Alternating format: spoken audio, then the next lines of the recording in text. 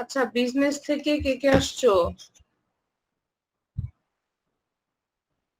বিজনেসের বাচ্চাগুলো খুব দুষ্ট হয়ে যাচ্ছে। ম্যাম আমি আছি। তুমি? হ্যাঁ বাবা, তুমি আছো। আর অন্যগুলা কেউ নাই। বাচ্চাগুলোকে নিয়ে খুব বিপদ। আচ্ছা, যারা পরে আসছো প্লিজ কেউ একজন কপি করে দিয়ে দাও তো অ্যাটেন্ডেন্স লিংকটা, ওরা অ্যাটেন্ডেন্সটা দিতে থাকো। আচ্ছা, সি প্রোগ্রামিং আমরা অলরেডি জানি যে আমি থিওরি দিয়ে দিচ্ছি। শিখছি। আমি তোমাদের লিংক দিয়ে সাথে দিচ্ছি ম্যাডাম। ওকে, থ্যাংক ইউ বাবা, থ্যাংক ইউ। তোমাদের সাথে মেবি আমার চতুর্থ প্রজন্মের ভাষায় একটু আলোচনা হয়েছিল। আবারও বলি, চতুর্থ প্রজন্মের ভাষা হচ্ছে যেটা হচ্ছে মানুষের একদমই ডিরেক্ট মানুষের ভাষার মতো, এবং মানুষ এই ভাষাগুলোর মানে এই কোডিং গুলো যখন করে, এই প্রোগ্রামিং ল্যাঙ্গুয়েজ দিয়ে যখন কোনো কিছু তৈরি করে, সে তখন ওরকম প্রেসার থাকে না যে আমি একটা কোডিং করছি, একটা প্রোগ্রামিং ল্যাঙ্গুয়েজ লিখছি।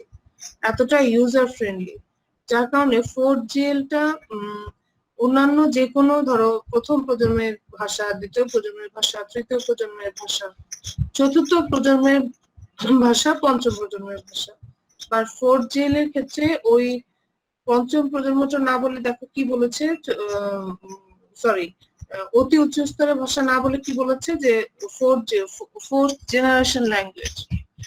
এটাকে আলাদাই একটা নামকরণ করেছে, কারণ এইটার এত বেশি এটা নিয়ে এত বেশি নাম দেখিয়েছে যে এটা খুব বেশি ইউজার ফ্রেন্ডলি ভাষা। তো চতুর্থ প্রজন্মের ভাষা মানুষের ভাষার মতো। এই ধরনের ভাষা উচ্চ স্তরের ভাষার চেয়েও বোধগম্য ও সহজে ব্যবহারযোগ্য। চতুর্থ প্রজন্মের ভাষাকে ফোর্থ জেনারেশন ল্যাঙ্গুয়েজ, সংক্ষেপে 4GL বলে। তোমরা এটা কেন শিখছো? কারণ এই 4GL কি, এটা খুব ইম্পর্টেন্ট একটা কোশ্চেন একের জন্য। 4GL কি একের জন্য খুব ইম্পর্টেন্ট। আর চতুর্থ প্রজন্মের ভাষা কিভাবে মানুষের প্রোগ্রামারদের জন্য কি সুফল বই নিয়ে আসছে, আলোচনা করো। 3-এর জন্য অথবা 4-এর জন্য এটা আসতে পারে। অথবা চতুর্থ প্রজন্মের ভাষা, তুমি কি মনে করো চতুর্থ প্রজন্মের ভাষা একটি রেভলিউশন নিয়ে এসেছে? এইরকম অনেক কিছু কোশ্চেন আসবে। তো তোমাকে এর জন্যই চতুর্থ প্রজন্মের ভাষা সম্পর্কে জানতে হবে। যারা যারা অ্যাটেন্ডেন্স দিয়ে চলে যাচ্ছ, আমি স্ক্রিন থেকে থেকে সব ডিটেক্ট করতে পারছি। সাবধান, কেউ ক্লাস লিভ করবে না। যারা লিভ করেছো, আমি দোয়া করি যেন তোমাদের কোনো নেটওয়ার্কের সমস্যা হচ্ছে আবার চলে আসবে, কারণ মিস দেখলাম যে কারা কারা লিভ করেছো। Okay, fine.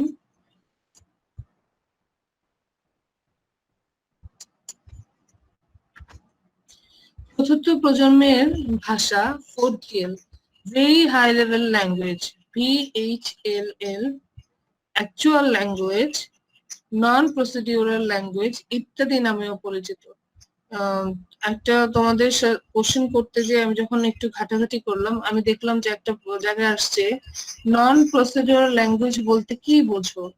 নন প্রসিডিউরাল ল্যাঙ্গুয়েজ আমাদের প্রোগ্রামিং এর ধারাকে কিভাবে আরো নতুনত্ব দিয়েছে।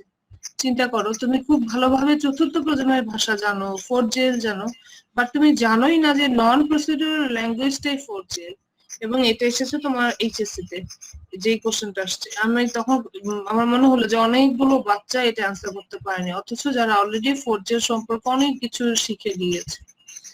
এই কারণে তোমাদের এই লাইনটা আমি হাইলাইট করলাম, মানে এই লাইনটা দিলাম।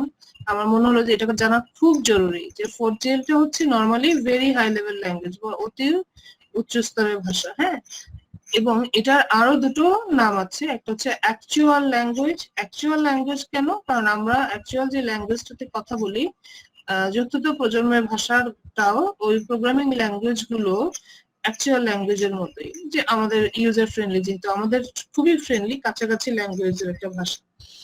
আর নন প্রসিডিউরাল ল্যাঙ্গুয়েজ যেখানে ওই অ্যাসেম্বলির মতো, বাইনারির মতো, প্রোগ্রামিং সি এর মতো প্রচন্ড আলাদা করে তোমার এই কোড জানতে হয়, আলাদা করে সিনটেক্স জানতে হয়, প্রসিডিউর জানতে হয়। প্রসিডিউর মানে হচ্ছে তোমার নিয়ম নীতি জানতে হয়।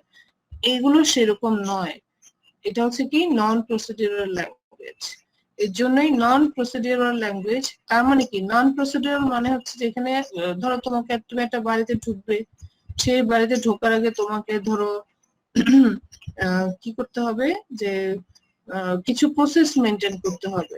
এমনি এমনি তুমি বাড়িতে ঢুকতে পারবে না। বাড়িতে ঢোকার আগে তোমাকে বাড়ির কেয়ারটেকারের পারমিশন নিতে হবে, বাড়ির গার্ডের পারমিশন নিতে হবে, কলিং বেল ক্লিক করার আগে হাতকে হ্যান্ড ওয়াশ এটা সেটা করে সারা শরীরের উপরে যে তোমার স্ক্যান হয় এখন, তোমার বিভিন্ন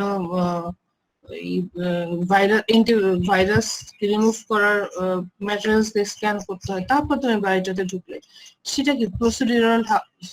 আর যদি আমার একটা বাড়ি থাকে যে তোমার তেমন কিছু না, গতানুগতিক তুমি অন্যান্য বাড়িতে নিজের বাড়িতে যেভাবে ঢুকবো, যে তেমন কোনো প্রসিডিউর মেনটেন করতে হয় না, সেইটা হচ্ছে নন প্রসিডিউরাল ল্যাঙ্গুয়েজ। ঠিক আছে, নন প্রসিডিউরাল হোম। তো ল্যাঙ্গুয়েজের ক্ষেত্রে যেখানে আমার এত কিছু মেনটেন করতে হয় না, সেটা হচ্ছে নন প্রসিডিউরাল ল্যাঙ্গুয়েজ। তো মাথার মধ্যে ঢুকিয়ে নিবে যে নন প্রসিডিউরাল ল্যাঙ্গুয়েজই হচ্ছে ফোর্থ জেনারেশন ল্যাঙ্গুয়েজ বা অতি উচ্চ স্তরের ভাষা। বহুল ব্যবহৃত চতুর্থ প্রজন্মের ভাষা হচ্ছে SQL, nomad, RPG, triple I. Ma'am, এটা কি কোশ্চেন আসতে পারে যে 4GL কে কেন নন প্রসিডিউরাল ল্যাঙ্গুয়েজ বলা হয়? হ্যাঁ, অবশ্যই আসতে পারে বাবা, এটা দুইয়ের জন্য আসতে পারে।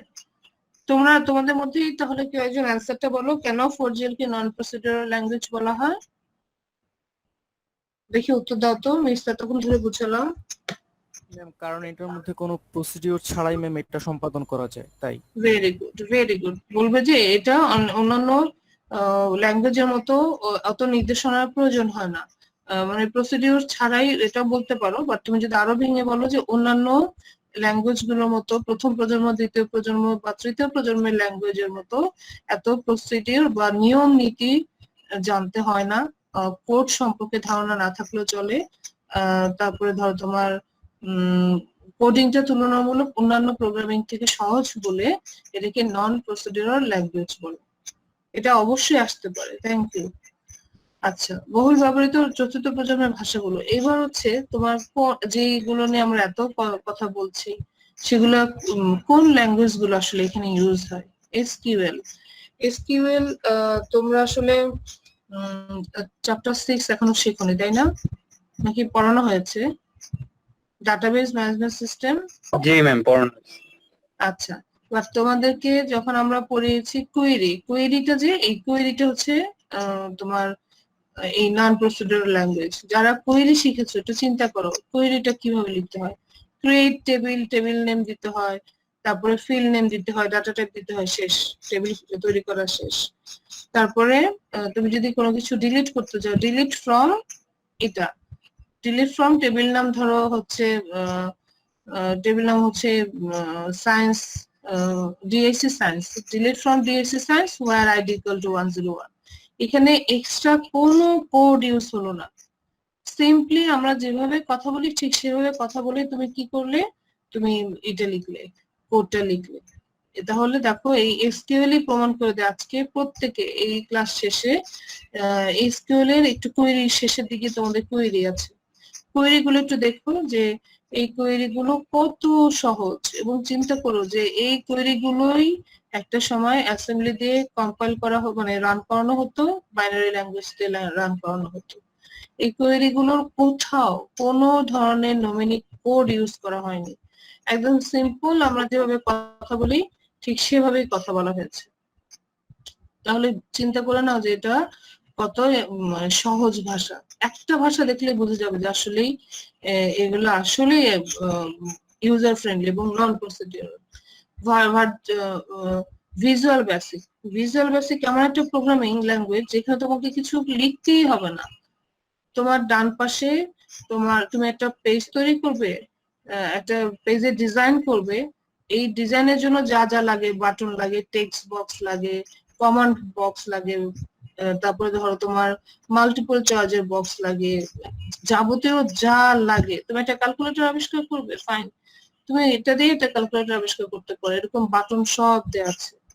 তুমি জাস্ট নিয়ে আসবে, ড্র্যাগ করবে, নিয়ে আসবে, ড্র্যাগ করবে, নিয়ে আসবে, ড্র্যাগ করে করে তুমি একটা পেজ তৈরি করে ফেলবে। যেখানে ড্র্যাগ করে করে তুমি পেজ তৈরি করছো, ড্র্যাগ করা মানে কি, ওই বাটনটাতে ক্লিক করে এখান থেকে এটাকে ক্লিক করে নিয়ে এসে তোমার এসে বসানো, এখানে বসানো। যেমন ধরো এখন আমি তোমাদের ড্র্যাগ করে একটা জিনিস দেখাচ্ছি। ধরো আমি ইনসার্টে ক্লিক করলাম, এখানে শেপ দেওয়া আছে, এই যে একটা বক্স, এই বক্সটা এনে যদি আমি এখন এখানে বসিয়ে এখানে ধরো এই যে আমার বক্সটা এখানে চলে আসলো, এটাকে বলা হয় ড্র্যাগ করা। বা আমি যদি একদম টেনে এখানে আনতে পারতাম, এটা হচ্ছে রিয়েল ড্র্যাগ। ঠিক আছে, তো এটা ধরে নাও, এখন কল্পনা করো যে এটা হচ্ছে এটা যদিও তা নয়, এটা তো আমরা ওয়ার্ডে কাজ করছি, অফিসে কাজ করছি, এটা হচ্ছে ধরো ভিজুয়াল বেসিকটাও ঠিক এভাবেই থাকে। ভিজুয়াল বেসিকে তোমার এই মেনুগুলো এই ডান পাশে সোজা লাইন ধরে থাকে, তোমার যেটা প্রয়োজন সেটা তুমি এরকম নিয়ে এসে, ধরো এটা একটা বাটন নিয়ে এসে দিলে, ক্লিক করলে বাটনের কাজ করলো, ক্লিক করার পর তুমি বাটনের উপর ওকে লেখা থাকবে না নেক্সট লেখা থাকবে, ক্লিক করে করে ওইটা লিখলেই এটা কি হয়ে যাবে, বাটনটা এখানে নেক্সট বাটন চলে আসবে। তার মানে কি, এটা এতদিন এটার জন্য আমাকে প্রোগ্রামিং ল্যাঙ্গুয়েজ লিখতে হয়েছিল, আর এখন কি করবো, আমি ড্র্যাগ করে করেই আমি এটা তৈরি করে ফেলবো। এই হচ্ছে ফোর্থ জেনারেশন ল্যাঙ্গুয়েজের এক্সাক্ট উদাহরণ। ঠিক আছে, আচ্ছা এরপর আসো 4GL এর বৈশিষ্ট্য, ফোর্থ জেনারেশন ল্যাঙ্গুয়েজের বৈশিষ্ট্য। এই বৈশিষ্ট্য খুব আসে, ওই যে আমি বলেছি যেমন সামিক কোশ্চেনটা করেছে যদি মিস, এটা নন প্রসিডার কি 4GL একটি নন প্রসিডার ল্যাঙ্গুয়েজ আলোচনা করো। যখনই এরকম ধরো 3-এর জন্য যদি আসে, তুমি ওই কথা যেটা অভি বললো ওরকম করে উত্তর দিয়ে অবশ্যই 4GL এর বৈশিষ্ট্য দিবে। 3 বা 4-এর জন্য যদি আসে এবং 4GL নিয়ে কোনো কিছু যদি তোমাকে বলে যে আলোচনা করো, অবশ্যই অবশ্যই এর বৈশিষ্ট্যগুলো দেবে। আচ্ছা, প্রথম বৈশিষ্ট্য কি, এই ভাষায় লিখিত কোনো প্রোগ্রাম বিভিন্ন কোম্পানির তৈরি কম্পিউটারে একই সাথে কোনরূপ পরিবর্তন ছাড়াই ব্যবহার করা যায়। বিষয়টা এটা, ধরো গ্রামীণ ফোন, আমি সবসময় গ্রামীণ ফোনের উদাহরণ দিই কেন, কারণ এটা একটা বিশাল অর্গানাইজেশন। এটার মাদার অর্গানাইজেশনটার যে মেইন অফিসটা, মাদার অফিস, সেটা কিন্তু ফিনল্যান্ডে। বাংলাদেশে না। হ্যাঁ ফিনল্যান্ডে। হ্যাঁ, টেলিনর, টেলিনর, হ্যাঁ ফিনল্যান্ড অথবা বেলজিয়াম, আমি শিওর না। তো কোথায়, নরওয়ে, নরওয়ে, যেহেতু আমার হাজবেন্ড গ্রামীণ ফোনে চাকরি করেছে, ও ভালো জানে, নরওয়েতে। হ্যাঁ, তো ওই নরওয়েতে এদের হচ্ছে তোমার মাদার কোম্পানিটা, মানে যে লোকটা প্রথম গ্রামীণ ফোনের নিয়ে চিন্তা করে যে আমি এরকম একটা বিজনেস শুরু করবো যেখানে এভাবে এভাবে মানুষরা কি করবে, কথা বলতে পারবে আমার নেটওয়ার্কটা ইউজ করে। এই ওই নরওয়ে থেকে আজকে গ্রামীণ ফোনের মানে নরওয়েতে তার সাকসেসটা এত ছিল যে সেটা সে তার দেশকে কাভার করে এবার পৃথিবীর কতগুলো দেশকে কাভার করছে। এবং বাংলাদেশে চিন্তা করো যে গ্রামীণ ফোনের কতগুলো ব্রাঞ্চ আছে। এখন এই যে একটার পর একটা উনি ব্রাঞ্চ এনহ্যান্স করেছেন, বাড়িয়েছেন, অবশ্যই পেছনে কোনো ব্যাকগ্রাউন্ড নেটওয়ার্ক আছে যেটা দিয়ে উনি একটার সাথে আরেকটাকে রিলেট করে।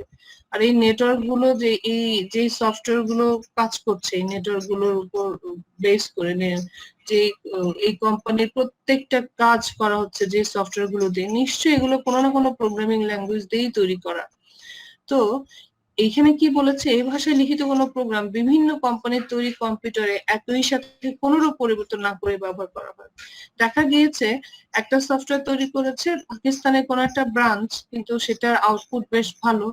দেখা গিয়েছে ওই সফটওয়্যারটা কোনো পরিবর্তন ছাড়াই কি করেছে বাংলাদেশে ইউজ হচ্ছে, অথচ সেটা কিন্তু ওই পাকিস্তানের পিসিতে বসেই তৈরি করা হয়েছিল।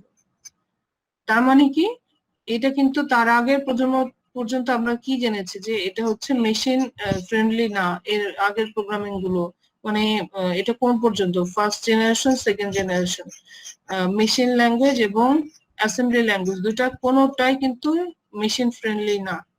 সি প্রোগ্রামিং এর ক্ষেত্রে কিছুটা ব্যারিয়ার আছে, বাট তারপরে রান করে একটা কম্পিউটার থেকে আরেকটা কম্পিউটারে রান করে। কিন্তু এই চতুর্থ প্রজন্মের এই চেঞ্জটা অনেক বেশি, কোনো কিছু পরিবর্তন করতে হয় না, তার আগের গুলো পর্যন্ত কিছু কিছু বিষয়ে পরিবর্তন করতে হয়। এখানে তোমার কোনো পরিবর্তন না করে তুমি এক কম্পিউটার থেকে আরেক কম্পিউটারে বিভিন্ন সফটওয়্যার বিভিন্ন কম্পিউটারে তৈরি করা হলো, সেটা অন্যান্য কম্পিউটারে ব্যবহার করা যায়। এটা একটা অনেক বড় তোমার বৈশিষ্ট্য। সুমন, ঢালি, তোমরা দেরি করলে কেন বাবা? ঢালি কিন্তু আজকে রেগুলার ক্লাস করছো না। মিস বাসে আসতে লেট হয়েছে মিস। খুব খারাপ। আর ঢালির কি হয়েছে? ঢালি আজকে লেখাপড়া করছে না বাবা? আচ্ছা, এই ভাষা ইন্টারঅ্যাক্টিভ মোডে কার্যক্রম। ইন্টারঅ্যাক্টিভ, ইন্টার মানে কি?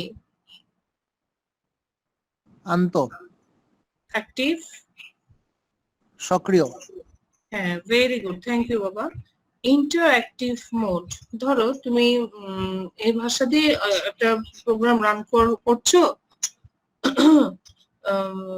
একটা সফটওয়্যার তুমি তৈরি করে এই ভাষা দিয়ে অলরেডি কাজ করছো তোমার পিসিতে বসে।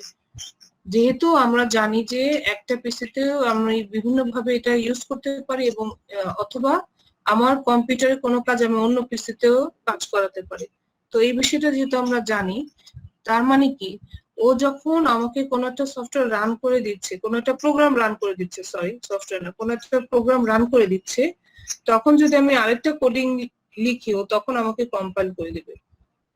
ইন্টারঅ্যাক্টিভ মোডে সেটা কাজ করে, সে একটা কার্যরত অবস্থায় আছে, ওই অবস্থায়ও তুমি যদি কোনো কিছু কম্পাইল করো সে তোমাকে অবশ্যই রান করে দিবে। এটা হচ্ছে ইন্টারঅ্যাক্টিভ মোড। এটাও একটা বড় বৈশিষ্ট্য প্রোগ্রামিং ল্যাঙ্গুয়েজের ক্ষেত্রে। অন্যান্য ক্ষেত্রে কিন্তু হ্যাং করে ফেলে, ওই জায়গাটা চুপ করে যায়, আল্লাহ এটা কি হলো।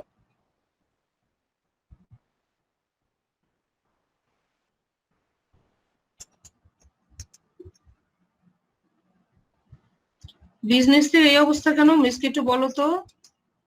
আসসালামু আলাইকুম ম্যাম। কয়টা বাজে বাবা? এটা কোনো কথা?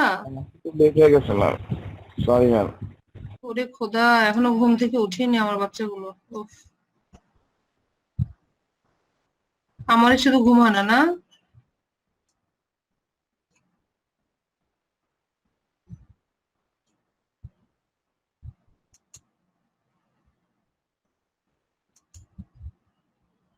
উফ, এই তো মহা ঝামেলা।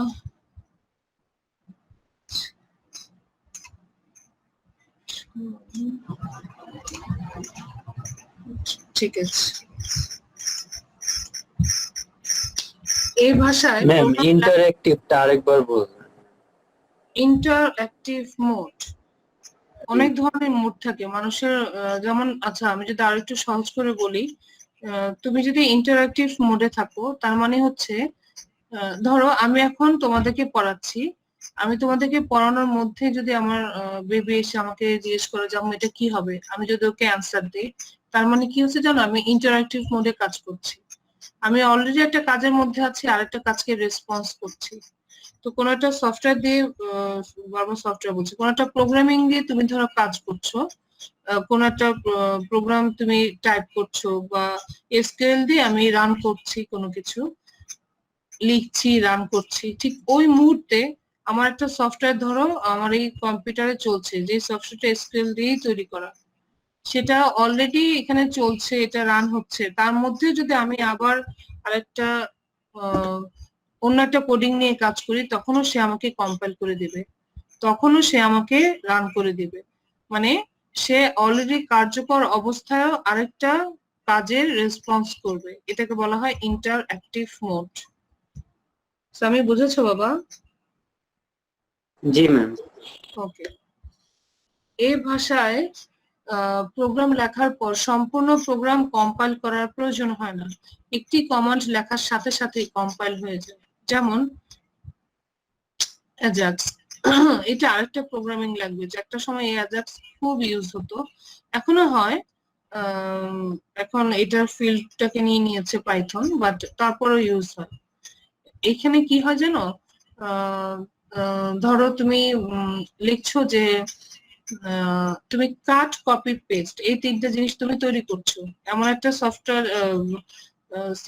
অ্যাজাক্স দিয়ে তুমি কাজটা করছো, যেটা কি করছে যে কাট, কপি, পেস্ট এটা এসকিউএল দিয়েও করতে পারো, অ্যাজাক্স দিয়েও করতে পারো। অ্যাজ এ প্রোগ্রামার তুমি প্রোগ্রাম তৈরি করছো, এবার যখন কাটের প্রোগ্রাম তৈরি হয়ে গেল, সাথে সাথে তোমার কাটের কিভাবে তুমি কাট করতে পারো সেটা তোমাকে দেখাবে। তুমি সাথে সাথে রান করিয়ে কোনো কিছু কাট করতে পারছো।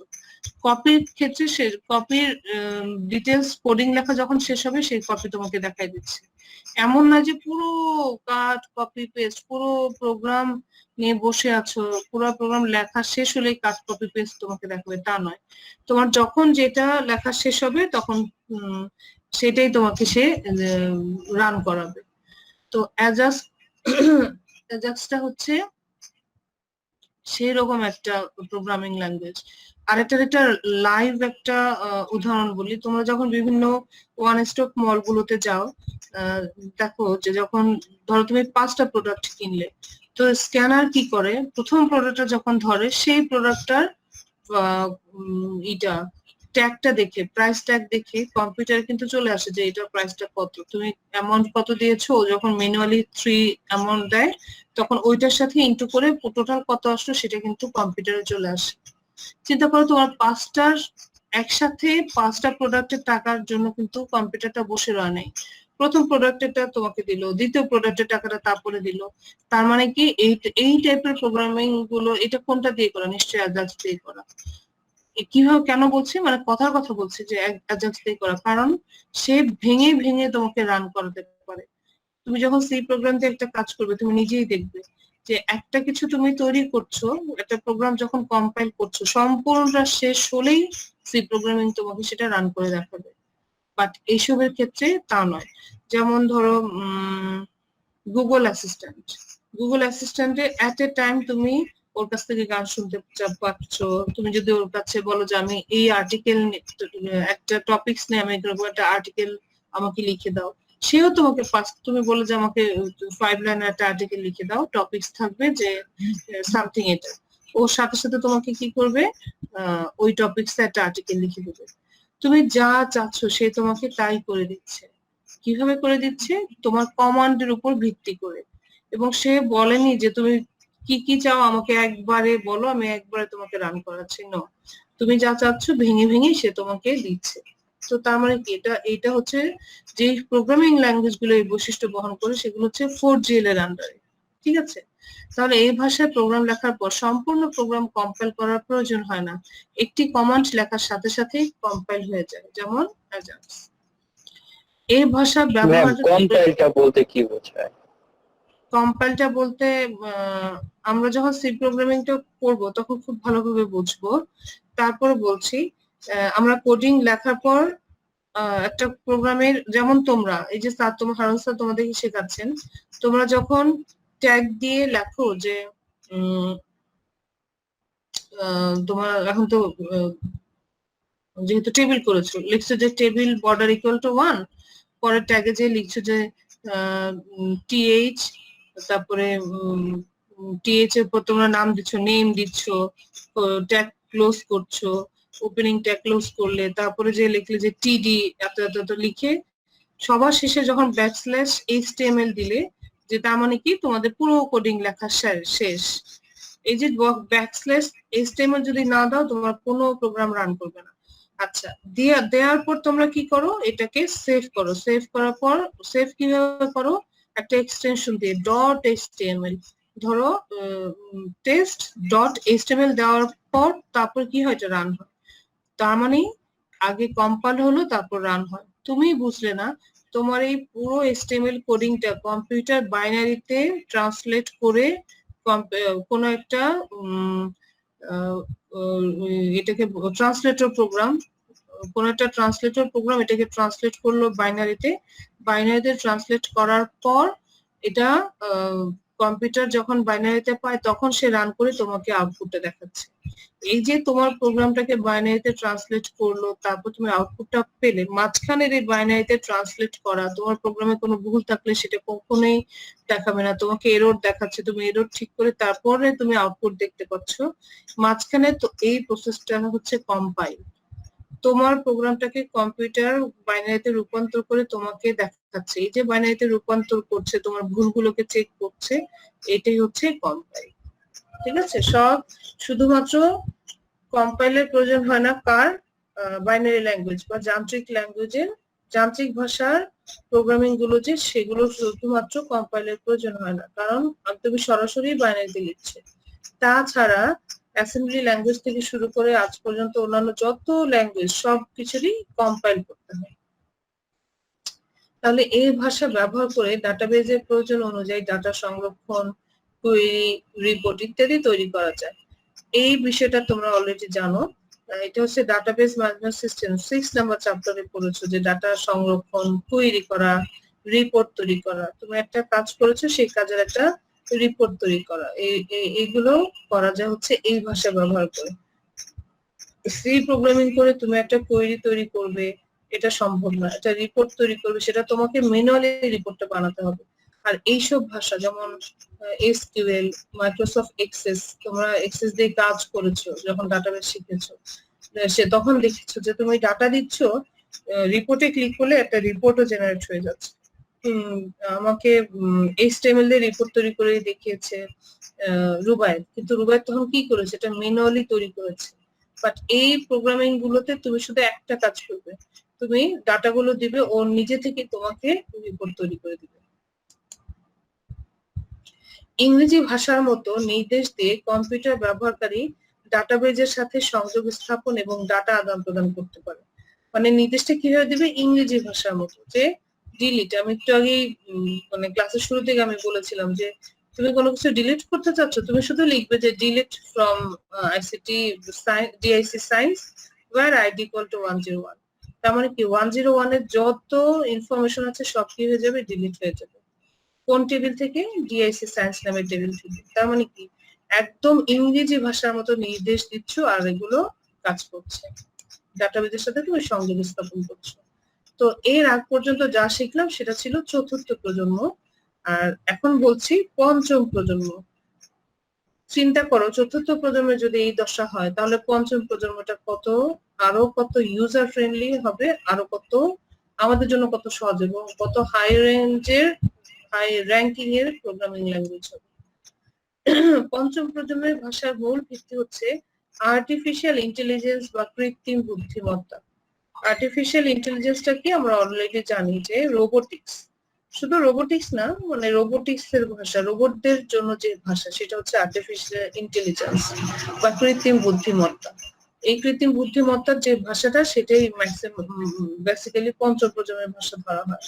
এই জাতীয় ভাষায় মানুষের স্বাভাবিক ভাষা বা ন্যাচারাল ল্যাঙ্গুয়েজের ব্যবহার বেশি। এটা তুমি বলতেই পারো, যেমন আমি একটু আগে গুগল অ্যাসিস্ট্যান্টের কথা বললাম।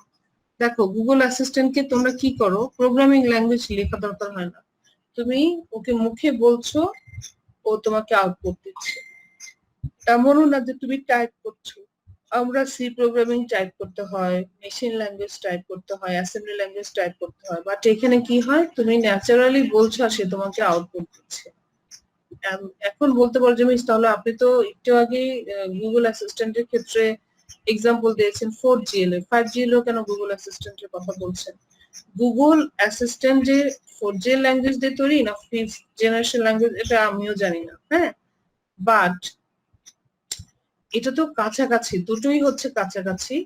রোবোটিক্স একদম অ্যাকচুয়াল রোবোটিক্স বা actual artificial virtual intelligence, artificial intelligence কে নিয়ে কাজ করে পঞ্চম প্রজন্ম, বাট এইটার কাছাকাছি কাজগুলো হয় চতুর্থ প্রজন্ম দিয়ে। এই সময় কে আসলো, এখন কে জয়েন করছো? এখন তো মেসেজ চলে যাওয়ার সময়। আমি আসলে তোমাদের সাথে কঠিন হতে পারি না যে প্রথম 10 মিনিটের পর আর কাউকে ঢুকতে দিব না, শুধুমাত্র এটা চেক করার জন্য আমাকে আরেকটা ডিভাইস পাশে রাখতে হয়। কিন্তু তোমাদের সাথে আমার মনে হয় এটাই করতে হবে। এত লেট করে কেউ আসবে না প্লিজ, সকাল সকাল আসবে, তাহলে একটা পুরো ক্লাস তুমি পেয়ে যাবে। আচ্ছা, পঞ্চম প্রজন্মের ভাষার উদাহরণ প্রোলগ, OPSS, মার্কিউরি, LISP, এগুলো সব ম্যাক্সিমাম। প্রোলগটা তো মিস নিজেই ইউজ করেছি, এটা হচ্ছে তোমার রোবোটিক্স তৈরি করার ল্যাঙ্গুয়েজ। LISP ও তাই, প্রত্যেকটাই ম্যাক্সিমাম হচ্ছে রোবোটিক্স এর ভাষা, মানে এই ভাষাগুলো দিয়ে রোবট বুঝতে পারে। তুমি ধরো ভাষাগুলো কেমন আমি তোমাকে বলি, প্রোলগের কথা একটু বলি। আমরা যখন প্রোলগ ক্রিয়েট করেছি, ধর একটা ক্লাস ক্রিয়েট করতাম যে ক্রিয়েট ক্লাস মুভ, না ক্রিয়েট ক্লাস পাঞ্চ। পাঞ্চ তুমি কিভাবে করবে, রোবটকে শেখাচ্ছ, রোবটকে বলবে, তখন লিখবে যে if there is any object in front of you, move your hand with a very pressure, with a huge pressure. তার মানে কি, তুমি পাঞ্চ কিভাবে করতে হয় সেটা তুমি ক্লাসের মধ্যে পুরো ডিফাইন করে দিলে। আর্গুমেন্টটা কি, আর্গুমেন্টটা হচ্ছে তুমি যদি এটা পাঞ্চ করতে চাও তাহলে কি করতে হবে, তোমার সামনে যদি কোনো অবজেক্ট থাকে, তুমি যদি টের পাও যে তোমার সামনে তোমার আই বরাবর কিছু আছে, তোমার হাতটাকে জোরে কি করতে হবে, মুভ করতে হবে, সামনের দিকে মুভ করতে হবে উইথ আ ভেরি প্রেশার। ঠিক আছে, তার মানে কি, ওটা একটা যন্ত্র, ও যখনই দেখবো যে ওর সামনে একটা কিছু ও পাচ্ছে, সামনে কিছু স্ক্যান করছে, ও তখন কি করবে, সামনে হাতটা মুভ করবে। এইভাবে করে প্রত্যেকটা রোবট কাজ করে, বুঝতে পেরেছো? প্রত্যেকটা রোবটের কাজ করার প্রোগ্রামিং গুলো আমরা দিয়ে রাখি। এবং আমি যখন ধরো কত 2006-5 অথবা 6 এ যখন আমি প্রোলগ করেছি, এখন মেবি আরো অনেক চেঞ্জ হয়েছে, প্রোলগের ভার্সন বেড়ে গেছে। আমার ভার্সনটা এখন আছে কিনা জানি না। এখন না কেমন হয়েছে, যার কোডিং লিখতে হয় না, আমাকে তো লিখতে হয়েছে, এখন আর কোডিং লিখতে হয় না, তুমি মুখে বলছো, কম্পিউটার কোডিং লিখে নিচ্ছে এবং সেইটাই রান করিয়ে ইসিকে দেওয়া হচ্ছে, রোবটদেরকে দেওয়া হচ্ছে। নাসা যে বিভিন্ন সফটওয়্যার তৈরি করছে, ইনফ্যাক্ট নাসা ঘরে বসে সফটওয়্যার তৈরি করছে, সেটা তোমার যে স্যাটেলাইটে কাজ করছে, কারণ প্রোগ্রামারদের তো এখান থেকে ওইখানে যে বসে বসে প্রোগ্রাম তৈরি করার মতো অবস্থা নাই, কারণ ওটা হচ্ছে তোমার ভাসমান একটা স্টেশন। তো সেক্ষেত্রে কি হয়, এইভাবে মৌখিক ভাবে ইনস্ট্রাকশন দিয়ে কাজ করা হচ্ছে। এইগুলো হচ্ছে পঞ্চম প্রজন্মের ল্যাঙ্গুয়েজ। এবং অবশ্যই তোমরা আজকে টাইম থাকলে আমি 5th জেনারেশন ল্যাঙ্গুয়েজ বলে সার্চ দিয়ে তোমাদেরকে আরো একটু দেখাতে পারতাম, যেহেতু তোমাদের টাইম নেই। বলো বাবা, কেউ কিছু বলতে চাচ্ছিলে? না ম্যাডাম, এটাই বলতে চাইছিলাম যে ম্যাডাম এই যে এই সময় শেষ হয়ে গেছে, ম্যাডাম লিংক দিয়ে দিচ্ছে। হ্যাঁ রাইট, সরি